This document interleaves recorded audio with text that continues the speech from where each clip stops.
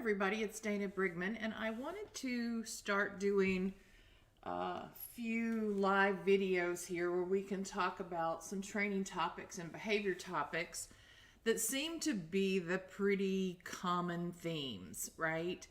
A lot of this is going to go into my online training content. There will be things that are there that won't be out on Facebook and YouTube, but we'll give you some of the information that I think will help a lot of people. So today's topic, we're going to talk a little bit about barking. And there are a couple of categories that this falls into, right? One is part of the crate training exercise where we put our dogs into the crate and they start to put up a ruckus, right? I call it the crate test and protest phase, where they're basically demanding that we let them out. What I want you to do in that scenario is try maybe a cover over the front or the sides of the crate so that they don't have the visual stimulus of you. It also gets a little darker, a little more den-like, and they may settle in to be more comfortable at that time.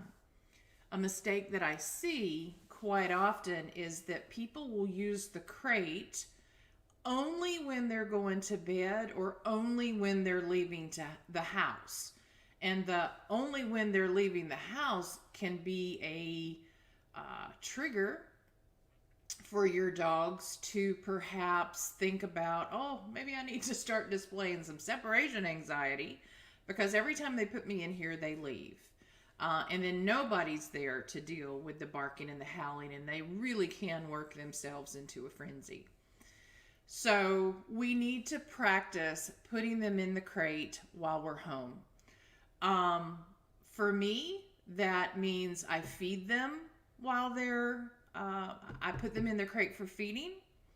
I put them in their crate because it's 3 o'clock in the afternoon or whatever time of day. I can make that happen, and I do that multiple times. So going in and out of that crate has no other association with it. I will also put them in their crate following all of their training activities. There are some theories and studies that show that when we put them in there after training to decompress and to settle down and relax, that they may actually retain their training better. But also at that time after training, they're typically tired. We're looking for that mental fatigue. We're not looking for a dog that's completely fried and burned out during training, right? That's going to happen, and certainly they will need a rest. But if you've achieved that point, you've worked them too much, too long, too hard. But with puppies, we know that they need a lot of sleeping time. So every time we're interacting with them and we see that I can't keep my eyes open phase start to happen, they need to go in their crate, right? You may want to snuggle and cuddle, but this is really an opportunity to put them in there while they're calm, while they're relaxed, and really reinforce that state of mind of being calm and settled, okay? I, use a lot of essential oils. If I need to bring those into the equation, I will. In fact, they're typically running in my house most all the time anyway. But that's an opportunity. Also, just make sure they've been to the potty. Make sure that, they've fed if necessary, and we get them settled in that crate. For dogs that are demanding, so they wake up and they start barking at us to, hey, you need to pay attention. We don't want a dog to feel like they can't alert us that they need to go out, right? So we don't want to completely ignore the barking that may start after they wake up. So think about a dog that is learning to sleep through the night, and the 5 a.m. wake-up call is a little too early for you. Allow that dog to alert you that they're up. Go get them, right?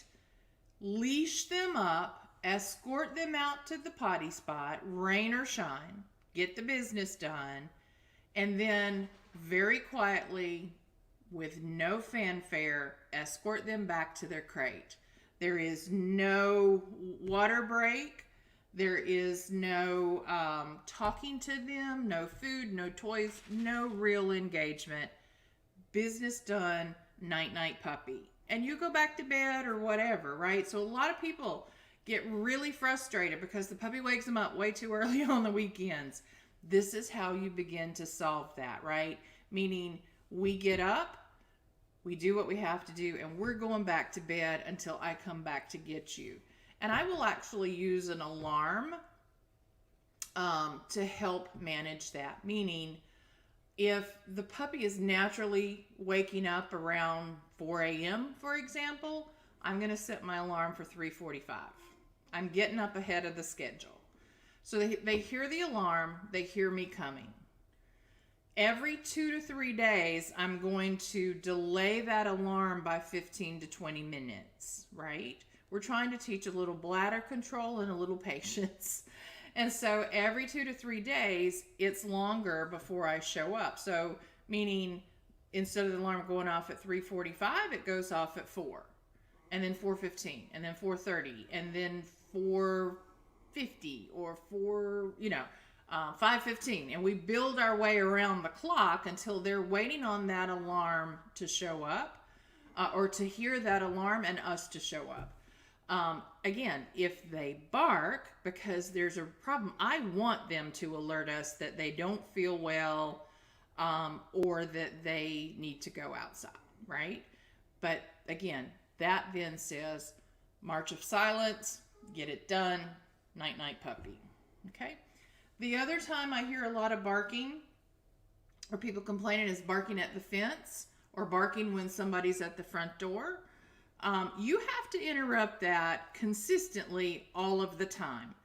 If you are not home to do it, then they don't get access to do it. So meaning if they're barking at the fence while you're at the grocery store, they need to be in the house so they can't practice that. If they're barking out the front window while you've gone to work, they need to not have access to the front window, meaning they're crated or there's a baby gate or some sort of barrier that keeps them out of that space. Then, while you're home, you set up the scenario, right? Typically, they play out naturally anyway, but if you have to set it up with friends and family participating in your training, do it. You have your dog on a long line, even in the house, outside in the fenced-in yard, whatever. Let's use the fence as an example. You're sitting on the patio, dog's got a long line, you're holding the end of it in your hand. It's long enough that he can reach about 2 feet short of the fence. Okay? Scenario plays itself out, dog rushes over there, starts barking. You shout out, enough, or quiet, or whatever word you want to use. Mine's enough. Enough, come, and you reel them in. You don't have to get up. You might, right? The first few times you do this, my dogs know if they see me coming, they need to escort themselves away. But enough, come, and start reeling that leash into you. Make them do a downstay or a place command for a good 10 or 15 minutes, right? These are all skills they need to know. But you interrupt that behavior, there's a consequence, then you release them. If they do it, you rinse and repeat. And you do this every day. It's only going to take you a few days, I promise, if you do it consistently. And they're going to be like, oh, when she shouts out enough, I need to stop. Doesn't mean they don't get to run and look. Doesn't mean they don't get to alert and say, hey, there's somebody at the, walking down the street or whatever. But it just means I don't get to stand here and bark like an idiot or, the dog next door to us. And it works. It works time and time and time again if you are consistent and persistent in your follow-up. I'm sure there are many other opportunities that dogs are barking that we need to talk about. But these are a couple of the topics that I have had to discuss many times in the last couple of weeks. That same scenario about barking at the fence plays out at the front window. You just happen to be sitting on the couch, right? There's a long enough line that they run toward the front door, enough, and you call them to come away.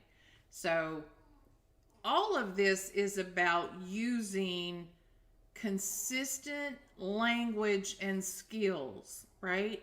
Remember, recall and downstay they're not about doing tricks. Yes, it's important for your dog to learn things and to have the challenge of being trained, right? There's a mental stimulation that goes with that. But it's the relationship and the engagement with you that's really important, understanding to listen to your leadership, but also then for you to put those skills into play in everyday life and in your lifestyle.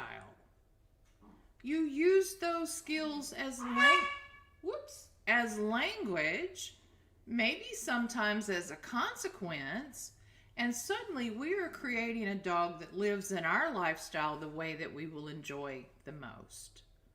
So I hope this is helpful. If you have questions, let me know.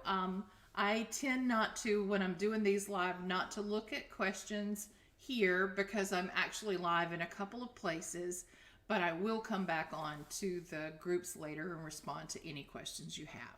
Thanks.